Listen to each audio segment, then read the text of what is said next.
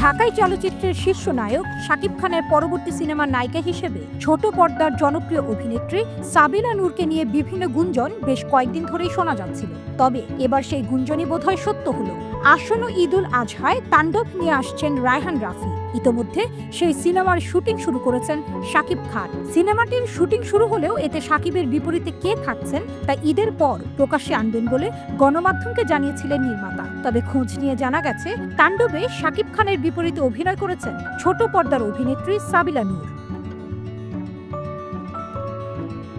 সবকিছু ঠিক থাকলে সাকিব খানের বিপরীতে এটি হতে যাচ্ছে সাবিলার প্রথম সিনেমা, সেটাও মুখ্য চরিত্রে। যদিও এ বিষয়ে এখনো পর্যন্ত অভিনেত্রীর পক্ষ থেকে আনুষ্ঠানিক কোনো বক্তব্য মেলেনি। তবে কিছুদিন আগেই সাকিব খানের বিপরীতে কাজ করার প্রসঙ্গে এক সাক্ষাৎকারে সাবিলা বলেছিলেন, কথা হচ্ছে, তবে বিস্তারিত কিছু এখনই বলতে চাই না। একাধিক সিনেমা নিয়ে কথা হচ্ছে আমার। অনেক সময় দেখা যায় সবকিছু চূড়ান্ত হওয়ার পরও অনেক কিছু পাল্টে যায়, তাই শুটিং শুরু না হওয়া পর্যন্ত কিছুই বলা যাচ্ছে না। এর আগেও একবার একটি সিনেমা শুটিং পর্যন্ত গিয়েও আগ মুহূর্তে ক্যান্সেল হয়ে যায়, তাই শুটিং এ যাওয়ার আগে এখন আর কিছুই বলতে চাই না।